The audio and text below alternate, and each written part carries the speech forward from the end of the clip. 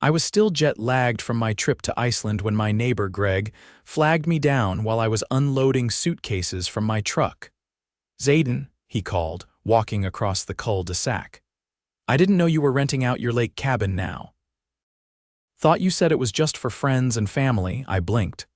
"I'm not renting it out," Greg scratched his head. "Well, it's been busy up there. Big family showed up last week, stayed for days. Kids, dogs, barbecues, you name it." My stomach dropped. "I own a small cabin up by Echo Lake, about 2 hours outside our neighborhood. It's quiet, peaceful, and entirely mine. I keep it locked unless I go up myself or let a close buddy use it." No one had permission this time. I called the sheriff's office in the county the cabin sits in. They confirmed there'd been no reports of break-ins. I made the drive up that same evening, and sure enough, someone had definitely been living in it. The guest bed was messy, towels used, empty soda cans in the trash, and the fridge had leftovers I didn't recognize. There were even swimsuits drying on the deck railing, and the kicker, a note on the fridge that read, "Thanks for letting us stay, amazing place, the Brooks family." That's when it hit me. Only one person had a key copy besides me. Loretta Pennington, Loretta, our HOA president. Early 60s with a permanent sun visor and a voice like she's always on the verge of yelling. A few months ago, she insisted the HOA needed a duplicate key in case of natural disaster, since the cabin technically falls under our extended HOA jurisdiction. I'd been suspicious, but I gave her a copy after she guilt-tripped me in front of the board. My mistake. The next morning, I marched straight into the HOA office at the edge of our subdivision. Loretta was there, seated behind the desk like she was the queen of some poorly managed kingdom. "Zayden. Back from Europe already? Iceland, and yeah, got back last night. You got a second?" She gestured to the chair across from her, smiling like nothing was wrong. I didn't sit. "Did you let someone use my lake cabin?" Loretta blinked. "Well, I may have loaned it to a friend of mine for a few days." "They really needed a break. It's not like you were using it." I stared at her.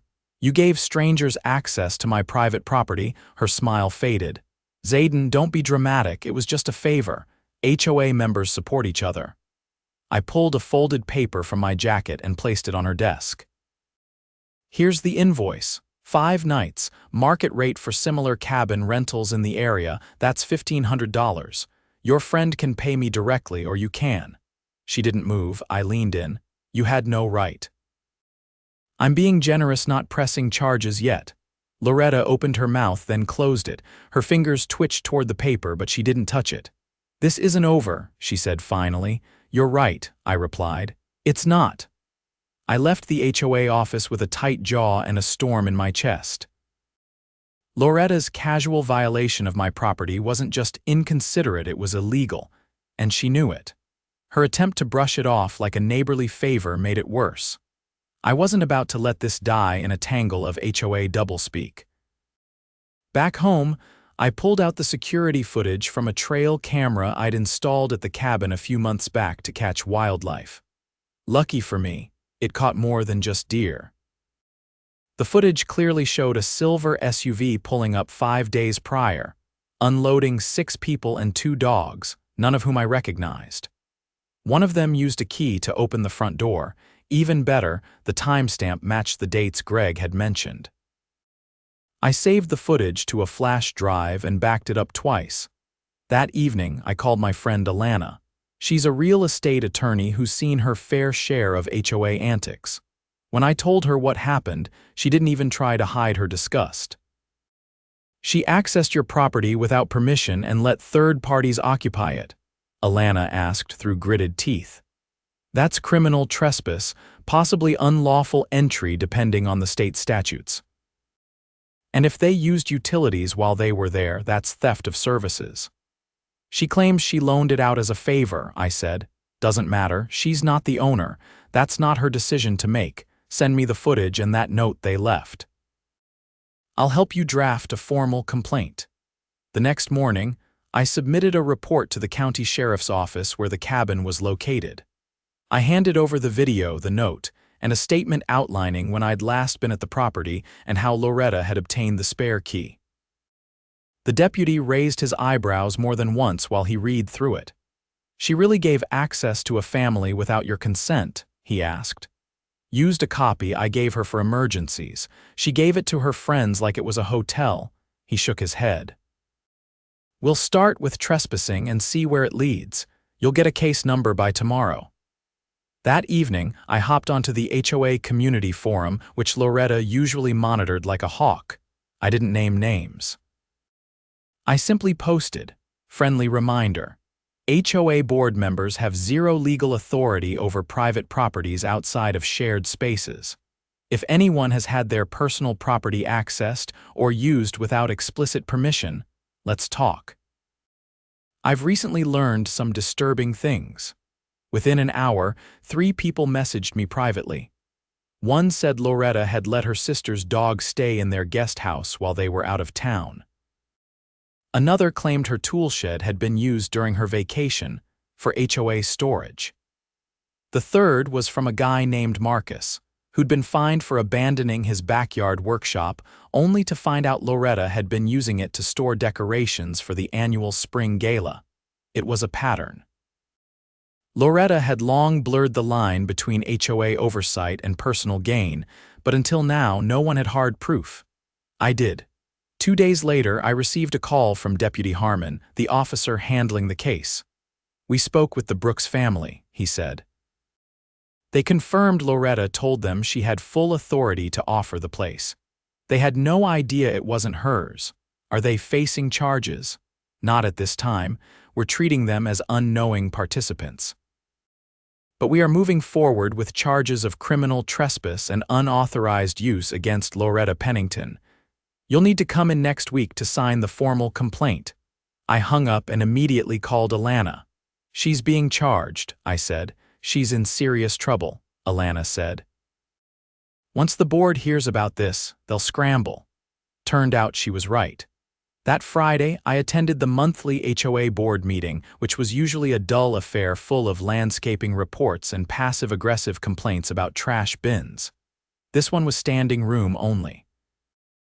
Loretta sat at the head of the table, looking like she hadn't slept in days. Her usual air of authority was gone. The moment the meeting started, I raised my hand. "Before we go into the agenda," I said calmly, "I'd like to formally request Loretta's resignation as HOA president. She is currently under investigation for criminal trespass and unauthorized use of private property."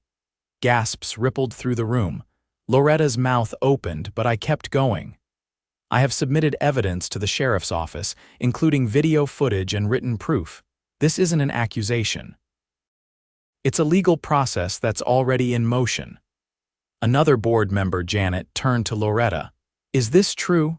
Loretta looked like she'd swallowed sand. "There's been a misunderstanding." "No misunderstanding," I said. "She used her position to access properties that don't belong to her." "I'm not the only one." Marcus stood up from the back row. "She used my shed to store decorations. I never gave her permission." Another resident raised their hand. "She let someone park their boat on my driveway last summer while I was gone. Said it was temporary HOA overflow." Loretta's carefully constructed image was crumbling in real time. Janet stood slowly. "I move to suspend Loretta's authority pending the outcome of the investigation, effective immediately." It passed unanimously. Loretta sat frozen as her gavel was taken and handed to Janet. I didn't say another word. I didn't need to. After the meeting, 3 neighbors approached me outside to thank me. One even offered to help circulate a petition for bylaw reform. I accepted. It wasn't about revenge anymore. It was about making sure no one else had to deal with this kind of overreach again. I walked home in the cool evening air, finally feeling like the weight pressing on my shoulders had started to lift. I hadn't just protected my own property, I'd pulled the curtain back on a corrupt system. And now the real cleanup could begin. The following week brought a sharp shift in the neighborhood's energy. People who used to avoid eye contact during HOA discussions were now stopping me on their morning walks to ask how they could help, or to quietly share their own odd run-ins with Loretta's interpretation of authority. I kept a small notebook in my pocket. Every story went in names, dates, locations. I wasn't building a case anymore. I was building a record. Loretta, meanwhile, had vanished from view. Her manicured lawn had gone unmowed for days, and the usual Friday morning HOA bulletin, always clipped to every mailbox with fanatical precision, was conspicuously absent. Janet had taken over interim duties and was far more transparent, but even she admitted there were things she still didn't know Loretta had been doing behind closed doors. By midweek, I received a call from Deputy Harmon again. "We're expanding the investigation," he said. "Turns out you weren't the only one she accessed without consent. There's a pattern here. Would you be willing to testify if this goes to trial?" "Yes," I said without hesitation. "Absolutely," he paused. "There's one more thing." During a routine property check, code enforcement found a storage unit registered under Loretta's name on the HOA's expense account. It's not listed anywhere in the association's budget. We got a warrant this morning. That was the moment I knew this went far deeper than a cabin rental. Inside the unit, officers found HOA-purchased equipment, power tools, patio furniture, even unopened electronics, none of which had ever been logged or used for community purposes. Several items were still in shipping boxes with receipts addressed to Loretta's home. Harmon said it looked like she'd been diverting funds from the HOA budget for years, buying things under the guise of community projects, then siphoning them into personal storage. The next evening, I was invited to attend a special emergency meeting at the town's municipal building, not our usual HOA clubhouse. That alone told me something big was coming. The room was packed. City council members sat at the front, along with the town's legal counsel and 2 officers from the sheriff's department. Janet stood off to the side, arms crossed tight. Her expression was unreadable. Councilman Rivera opened the session. "Thank you all for coming on such short notice. What we're dealing with is no longer just a matter for the Homeowners Association. Based on findings submitted by the sheriff's office and several resident witnesses, we're formally launching a criminal investigation into misappropriation of HOA funds, unauthorized use of private property, and abuse of authority by former President Loretta Pennington." The room fell silent. He continued, "The evidence includes video surveillance, financial records, written witness statements, and recovered property. Miss Pennington was taken into custody earlier this afternoon without incident. She will be arraigned tomorrow morning." I turned to see Greg standing near the back, eyes wide.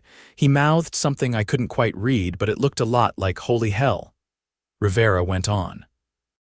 "To prevent further damage and restore public trust, the Council is recommending a temporary freeze of all HOA discretionary spending. A forensic audit will be conducted by an independent firm. In the meantime, we're appointing a temporary oversight committee composed of homeowners and legal advisors." Janet stepped forward. "I've volunteered to resign after the transition. I didn't sign up to be involved in whatever this became. But I'll assist however I can during the investigation." Several people clapped quietly. It wasn't celebratory, it was relieved. Back at home, my porch light flickered on as I walked up the steps. I'd installed a second camera on the eve after everything started, just in case. I checked the footage out of habit, nothing out of the ordinary. Then I noticed a small manila envelope tucked behind a flower pot. Inside was a letter, handwritten, no return name. I didn't know what she was doing until it was too late. She said it was for the community.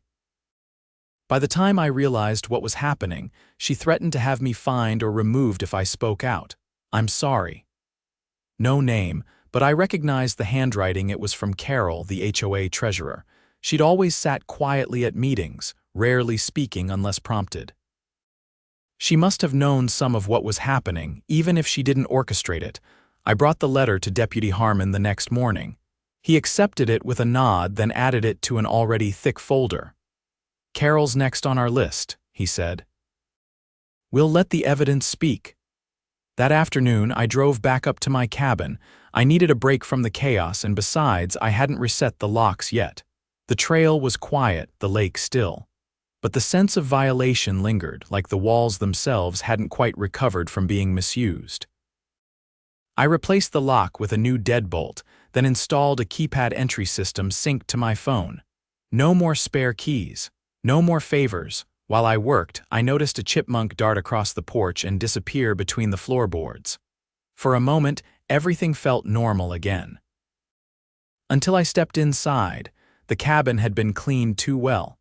The sheets were folded with hospital corners, the fridge was wiped spotless, and on the kitchen counter was a note I hadn't seen before. It read, "We didn't mean any harm. She said you were okay with it. Sorry for the trouble."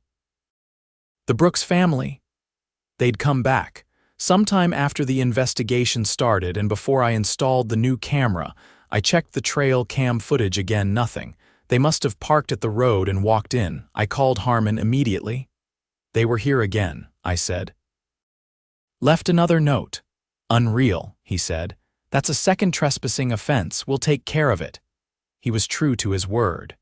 Within 48 hours, the Brooks family was issued a formal no-contact order and banned from visiting the property under threat of further legal action.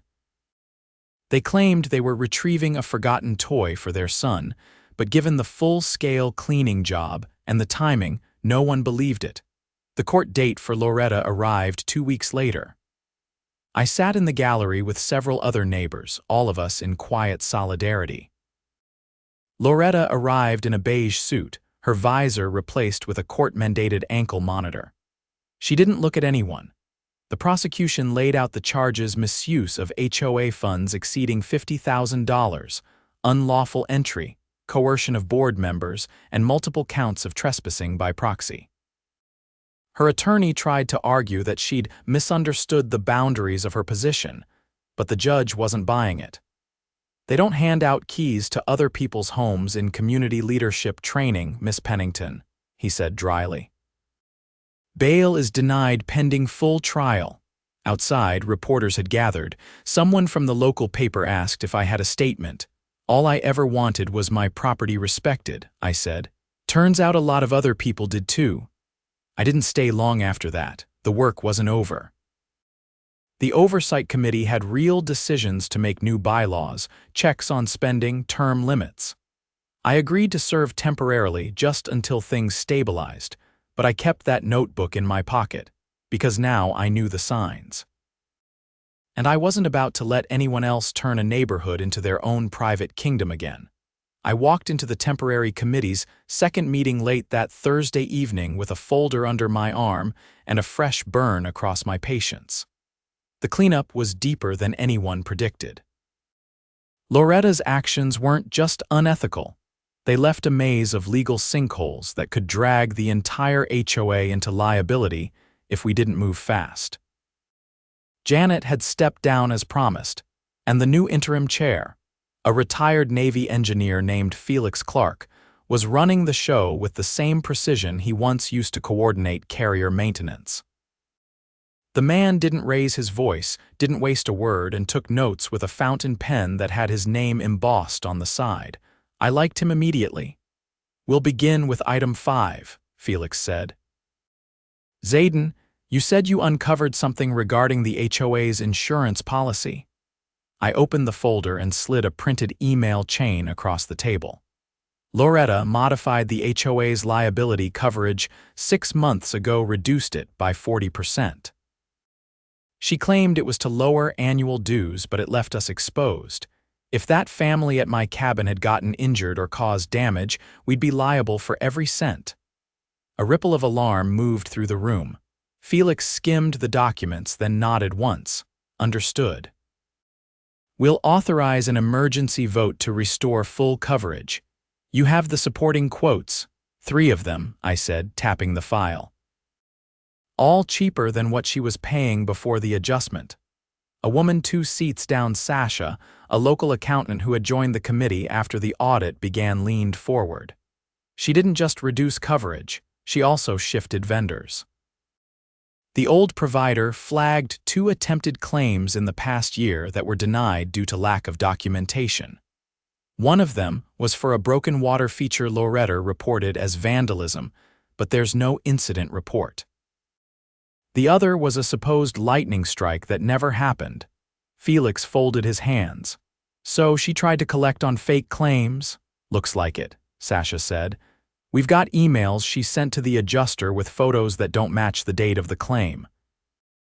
I've forwarded them to the sheriff's office. The room fell into a heavy silence, the kind that signals the moment everyone realizes they're not cleaning up the aftermath of a mistake they're digging out of a crime scene. Felix cleared his throat. That brings us to the last item. The audit team flagged a series of payments made to a company called Vantage Development Services. They were listed as consulting fees for community improvement planning. Never heard of them, I said. No one had until 3 days ago, Felix said. Turns out the company is registered to a PO box in another county. No physical address, no legitimate contracts, and the registered agent is someone named Everett Pennington. Sasha blinked. Her son, her nephew, Felix corrected. We verified it through county records. He doesn't live here. The payments total over $26,000 across 10 months. No permits were ever filed, no work was done. And just yesterday, that business license was quietly dissolved. Money laundering, I said flatly. Felix didn't respond. He didn't need to. 2 hours later, I stood outside the community center under a dim security light as Felix made his final call of the night to the district attorney's office. The evidence package was locked down, scanned, and tagged. The sheriff's office had already opened a second investigation specifically into the financial crimes, and I suspected we hadn't even scratched the surface yet. The next morning, the district attorney's office issued a sealed indictment. By the afternoon, law enforcement conducted a quiet search of Loretta's property. They seized 2 laptops, 3 external hard drives, and a filing cabinet full of HOA documents that were supposed to be kept in the main office. Within the week, a grand jury convened. I didn't attend the hearings. I didn't need to. I had done my part. My testimony had already been submitted, my evidence verified and cross-checked. What I did do was help oversee the restructuring process. Felix and Sasha were relentless in their pursuit of transparency. Together with a small team, we rewrote the bylaws from scratch. Gone were vague phrases like discretionary authority and executive privilege. Every expenditure over $1,000 now required a community vote. All board members had to submit quarterly financial disclosures. And most importantly, no one, not even the president, could hold keys to any property that wasn't designated common space.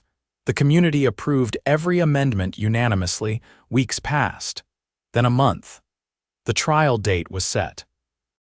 Loretta, facing multiple felony charges including embezzlement, insurance fraud, and unlawful access to private property, was offered a plea deal in exchange for full restitution and a formal apology to every homeowner affected. She took it. Her apology arrived in the form of a typed letter. It was read aloud during a special meeting. No one clapped, no one cried. It was quiet, professional. Final, she was banned from holding any board or committee position in any HOA for life. She sold her home shortly after and moved out of state. The Brooks family, for their part, sent a certified letter through their attorney offering to pay a settlement for unintentional civil trespass. I accepted the money and donated it to the local fire department. The cabin was resealed, rekeyed, and fitted with a cellular-linked alarm system. I didn't go back for a while. I needed space. One crisp Saturday morning, I stood at the edge of our community park watching a group of kids chase a soccer ball across new turf that had been paid for with properly tracked funds and installed by a licensed contractor. Sasha walked up beside me with a clipboard under her arm. "You know," she said, "we're setting up a rotating committee schedule, seasonal chairs, keeps power from nesting too long." "Smart," I said. "Let me guess, you want me to take spring?" "No," she said, handing me the clipboard. "I want you to help train the first round of new volunteers. Show them how this works, how it's supposed to work." I looked down at the names. 9 people had signed up. None of them had ever attended a meeting before this year. All right, I said. Fair enough. But no more meetings on Thursday nights. That's poker night, she laughed. Deal. We walked back toward the community center where the lights were on and the doors were open. No secrets, no closed-door sessions, everything on record. As we crossed the field, Greg passed by with his dog, giving me a nod. A quiet one, the kind of nod that said, "You did all right." And maybe I had. Not because I'd won. Not because I'd exposed someone who deserved to be exposed, but because I'd reminded everyone that a neighborhood isn't a kingdom. It's a community, one worth protecting even from itself.